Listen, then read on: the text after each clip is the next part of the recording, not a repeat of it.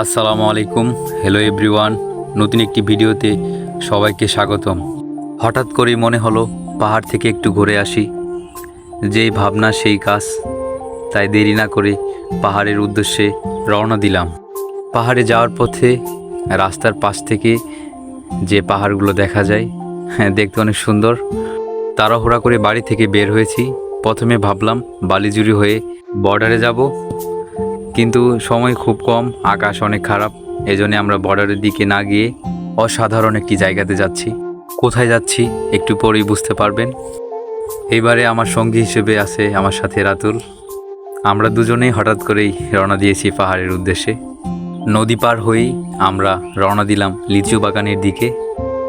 লিচুর সিজন প্রায় শেষের দিকে। কিছুদিন আগে আসলে হয়তো আপনাদেরকে অনেক অনেক লিচুর গাছ প্লাস লিচু দেখাতে পারতাম। লিচুর বাগানে এসেছি, লিচু খাবো না সেটা কি হয়? সামনে অনেক বড় লিচুর বাগান, অনেক অনেক লিচু ধরে আছে। প্লাস আমরা উপরে উঠতেছি। তো উপরে ওঠার পরে পাহাড়ের যে দৃশ্যগুলা অনেক সুন্দর। উপরে অনেক অনেক সুন্দর সুন্দর জায়গা, সেটা আপনাদের দেখাবো। অবশ্যই আমাদের সাথে থাকবেন। পাহাড়ে ওঠার সময় একটু কষ্ট হয়, তারপরও এই পাহাড়টা মোটামুটি ছোট, এজন্যই আমাদের একটু কষ্ট কমই হচ্ছে। পাহাড়ের উপরের বাড়ি বাড়ি ঘিরে রয়েছে লিচুর বাগান প্লাস পাহাড়ি দৃশ্য অনেক সুন্দর। এই দৃশ্যটি হলো লিচু বাগানের বাম সাইডে। এদিক দিয়ে গাছ খুব কম লিচুর, তারপরেও এই দৃশ্যগুলো অনেক সুন্দর। আমরা এই রাস্তা দিয়ে সামনে আরেকটি অসাধারণ পাহাড়ে যাব। তার আগে দেখিয়ে দিচ্ছি, আমরা এই দিক দিয়েই উপরে উঠলাম। এখানে অল্প কিছু লিচুর গাছ আছে, গাছে তেমন একটা লিচু নাই। আমার মনে হয় সব লিচু বিক্রি করে দিয়েছে। যাই হোক, লিচু তো অবশ্যই খাবো। আমাদের গন্তব্য হবে সামনের ওই পাহাড়ে। অনেক বড় ফাঁকা একটা জায়গা, মাঠ, পাহাড়ের উপরে মাঠ। ওই দিক দিয়ে পাহাড়, চারপাশে পাহাড়, অনেক দূর দূর থেকে যে পাহাড়গুলো উঁচু উঁচু পাহাড় সেগুলো দেখা যায়। তো আমরা রাস্তা দিয়েই হাঁটা শুরু করে দিলাম সামনে পাহাড়ে যাওয়ার জন্য। যে পাহাড়ের কথা একটু আগে আপনাদের বললাম। প্রকৃতি যে কত সুন্দর, সেটা যদি আপনি কাছ থেকে উপভোগ না করেন তাহলে বুঝতে পারবেন না। একটু আগে আকাশটা মেঘাচ্ছন্ন ছিল। সূর্য মামা মনে হয় আমাদের মনের অবস্থা বুঝে একটু সূর্য দেখা দিয়েছে। পিছনের বাড়ির পাশে একটা গাছে কিছু লিচু ছিল, সেখান থেকে কিছু লিচু ছিঁড়ে আনছে রাতুল। সেটাই দুই বন্ধু ভাগাভাগি করে খাচ্ছি। তো যাই হোক, লিচু খাচ্ছি আর সামনের দিকে এগোচ্ছি।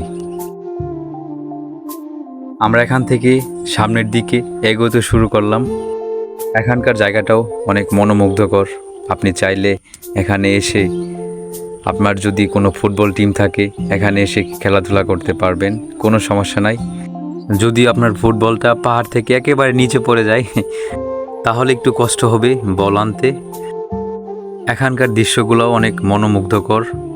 এখন যেহেতু প্রায় বৃষ্টি হচ্ছে, বৃষ্টিতে পাহাড়ের সৌন্দর্য ফুটে ওঠে একেবারে 100-তে 100। এখানে ছোট ছোট কয়েকটি লিচু গাছ রয়েছে। লিচুর সিজন যেহেতু শেষের দিকে, এজন্য ঠিক তেমন একটা লিচু এখানে নাই। তারপরেও পর্যাপ্ত পরিমাণে লিচু আছে, যেগুলো আছে অবশিষ্ট লিচু। পাহাড়ে এসে লিচু গাছ থেকে নিজ হাতে লিচু ছিঁড়ার যে একটা আনন্দ, সেটা আসলে কাউকে বলে বোঝানো যাবে না।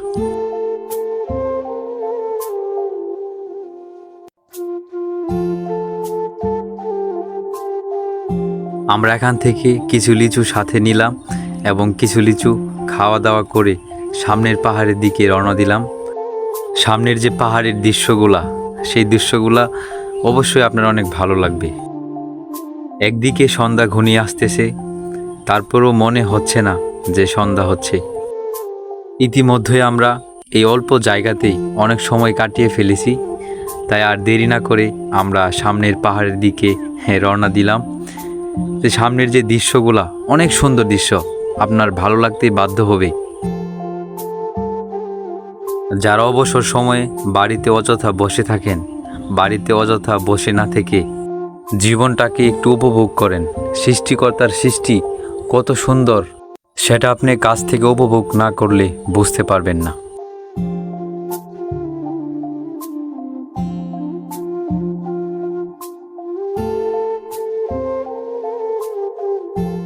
অসাধারণ একটি জায়গা, অনেক সুন্দর একটি জায়গা। এখানে যদি আপনি আসেন অবশ্যই আপনার ভালো লাগবে, অনেক অনেক ভালো লাগবে। চারিদিকে শুধু সবুজ আর সবুজ বাতাস। আমাদের দুইজনের পকেটেই কিছু লিচু ছিল, আমরা সেগুলোই বের করছি যে কার কাছে কয়টা লিচু আছে। এজন্য রাতুল আস্তে আস্তে তার পকেট থেকে সব লিচুগুলোই বের করে দিচ্ছে। মোটামুটি রাতুলের পকেটে অনেকটি লিচুই ছিল। যাই হোক, এবার আমার পালা। আমার পকেটে লিচু তেমন একটা নাই, তারপরেও কিছু লিচু আছে, সেগুলোই বের করছি। পাহাড়ের উপরে সবুজ মাঠ, সাথে লিচু, আহ কি মজার মুহূর্ত। পাহাড়ে আসবো, এত সুন্দর একটি জায়গা, আর গান বলবো না সেটা কি হয়? তো এই গানটি আপনারা নেক্সট ভিডিওতে পাবেন। নর্মাল একটি গান, তবে মনে হয় গানটা শুনলে অবশ্যই আপনাদের অনেক ভালো লাগবে। পাহাড়ের উপরে মিটি মিটি বাতাস। তো এভাবে আমরা অনেকক্ষণ মজা করলাম, কথাবার্তা, গল্প, শুয়ে থাকলাম। এদিক দিয়ে প্রায় সন্ধ্যা হয়ে গেছে, তাই আমরা পাহাড় থেকে নেমে লিচু বাগানের ভিতর দিয়ে আমরা বাড়ির দিকে রওনা দিলাম। পাহাড়ি দৃশ্যগুলো কেমন লেগেছে আপনাদের অবশ্যই জানাবেন। রাস্তায় এসে দেখি অসুস্থ একটি ঘোড়া কয়েকজনকে নিয়ে যাচ্ছে, সেটা দেখেই বোঝা গেল কারো পৌষ মাস, কারো সর্বনাশ। ভালো থাকবেন সবাই, সবার জন্য শুভকামনা রইল। আসসালামু আলাইকুম।